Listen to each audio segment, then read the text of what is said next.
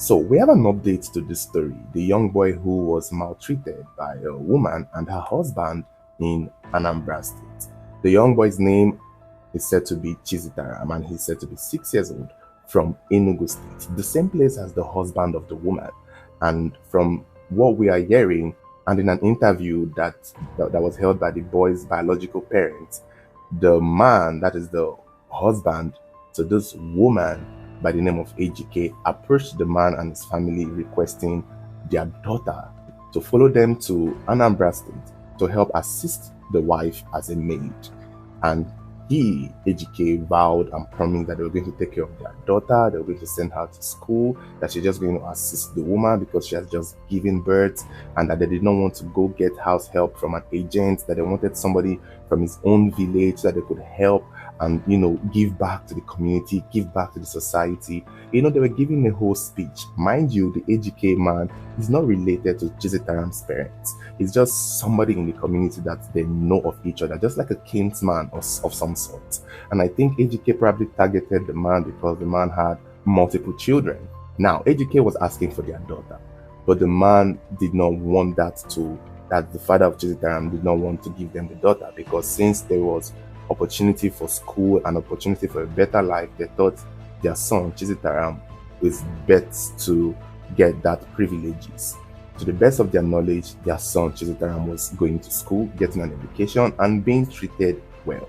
That is as far as they knew, only for them to learn this on the news as everyone else, that their son has been brutalized, tortured, and pretty much maltreated.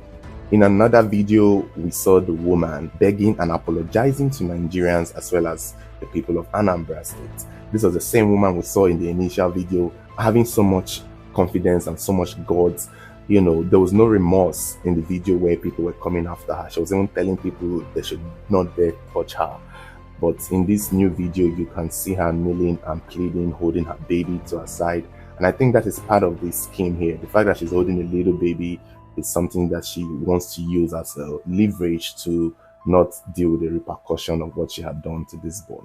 And she is apologizing and she's sorry and she's asking that the whole Nigeria forgive her.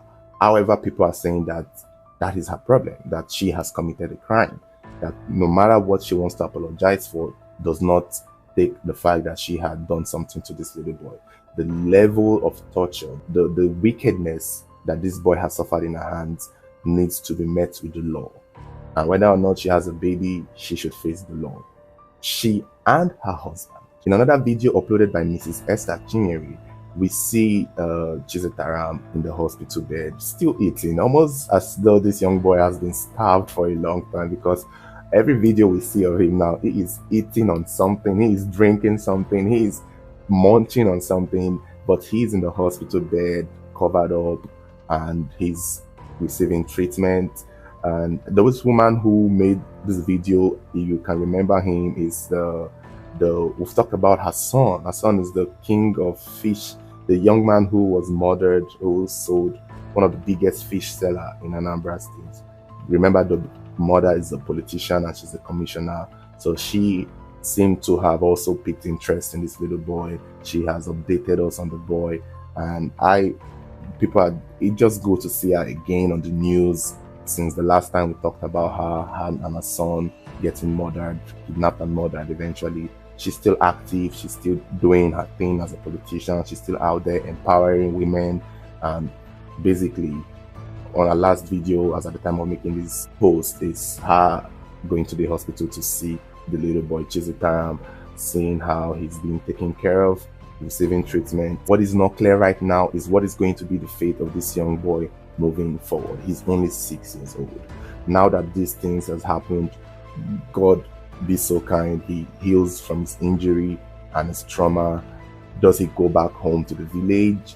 Do people contribute money? And even if, because a lot of people have reached out to me saying, how can we contribute? How can we support? And I feel like there is no one way. I can already imagine how this can go. The only thing right now is to maybe someone has to adopt this young boy, somebody who is trustworthy. And we don't have a foster care system. I don't know if we do, but contributing money for this boy would mean contributing for the whole family. And I don't know Seems like he comes from a big family where the parents have kids lying around that they can give out to people. So it's unclear. And even if we want to contribute money, who do we contribute it to? Who can we trust? It's not as if this young boy can have a bank account that we can give to him directly.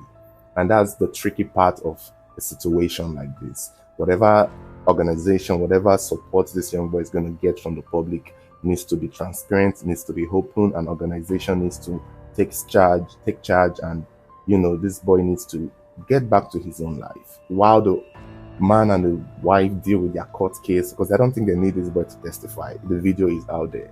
This one needs to get back to his own life. He needs to go to school. He needs to have a regular childhood. This is not what a child should be dealing with. His injuries is everywhere on the internet. It's traumatizing. It's painful to watch. So we don't know what's going to be going forward. I don't want a situation where it's on the news now and by next week everybody has moved on to Big Brother or moved on to politics or election and everybody forgets about him. So now that it's still relevant, we need to find a way to see how we can, do something for him before this whole rave dies down and goes all the way off. Because right now he has only one option: to go back home to his family. And I don't know if that is the better option. Maybe it's better than whatever he was dealing with. But now that he has this press and this attention, I feel like there should be more to be done for him. If it means supporting his family and sending money to the family, even though we know the money will be squandered on whatever the father and the mother likes. We all know how that's going to end. So that's the tricky thing about trying to raise money for a little child when you don't even know where the money is going to. But this is just the update, and we'll just wait and see, and hopefully something good comes along. It's been an unfortunate story. It's going viral. People are heartbroken about this. A lot of people are calling out Igbo women for being the forefront of housemaid brutality. And I don't want to make it a tribalistic thing, but it's just what it is. Growing up as a child, we see movies, a cry for help. We see movies that really touch on this subject. And this is as far back as 20, 30 years ago. So this kind of maltreatment amongst these groups of women seem to be a common thing with history, to the point where it's in movies. So it's just what it is. It's unfortunate. I don't know who picks up a 6-year-old child and make the child a maid. I don't know who picks up a little child and make them a maid. I don't know who do that. Seems to be common with one tribe of people. That is the only people I've seen who just go to the village, pick up the youngest of all young child and take them and make them a maid. What is a 6-year-old going to do? The 6-year-old wash plate. Like, what does a 6-year-old do for you as a maid? What does a 10-year-old do? It's just ridiculous. If you want a maid, it should be 18 years and above. Just my thoughts. So, there is it.